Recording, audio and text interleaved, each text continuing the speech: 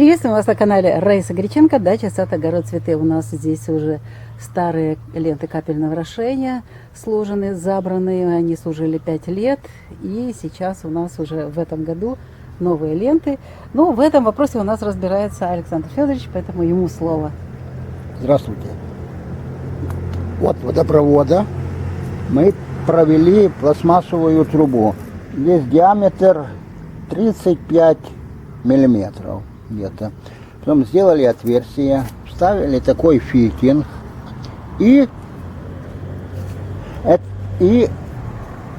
в этот фитинг вставляется вот такая трубочка. Лента капельного орошения, да? Да, капельного. Сейчас мы посмотрим, какой диаметр здесь.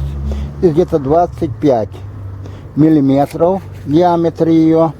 И расстояние между капельницами 10 сантиметров. Мы ставили 20, но это не практично. Полив плохой, да, получается? Оно, не все поливается.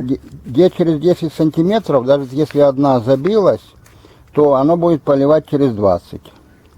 И картошку, ну, все растения желательно ставить с двух сторон. А сейчас мы покажем. Да. Значит, это труба идет. Регулируется давление за счет вот таких заглушек. Они очень просто делаются. Вот. Скручивается. Потом отрезается вот такой кусочек и вставляется. Это получается заглушка. Это для того, чтобы увеличить давление. Если маленькое давление, мы некоторые отсекаем и заглушиваем вот такими заглушками. Вот. Вот Ну и тут не надо просто нам да, вода, это здесь вот лишнее. Ну, регулируем вот таким образом количество да. воды и Да, где нужно поливать. Это можно в начале или там, допустим, поливать вначале одно растение, потом второе. Но чтобы было хорошее давление, нужно... Есть, продаются с краниками. Но оно дороже, и мы пошли по этому пути. Поэкономнее. Да.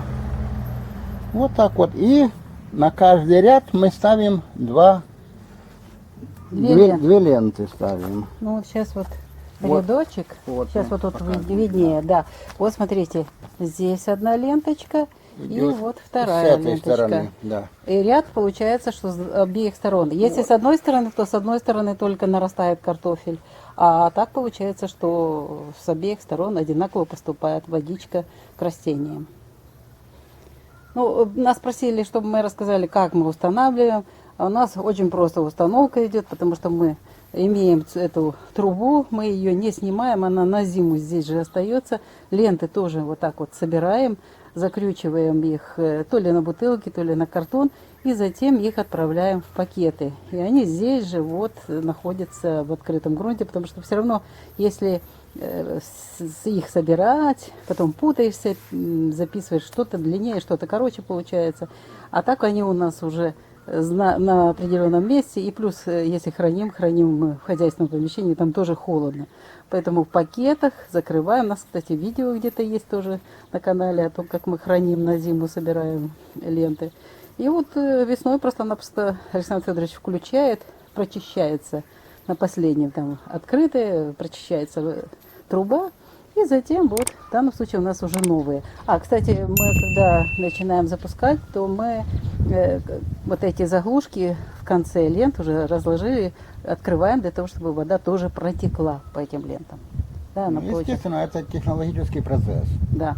Вот, нет, ну просто люди собираются только... Нет, ну, собираться надо рассказывать от начала до конца, и они чтобы видели. Да. Если их это интересует, мы можем это все показать.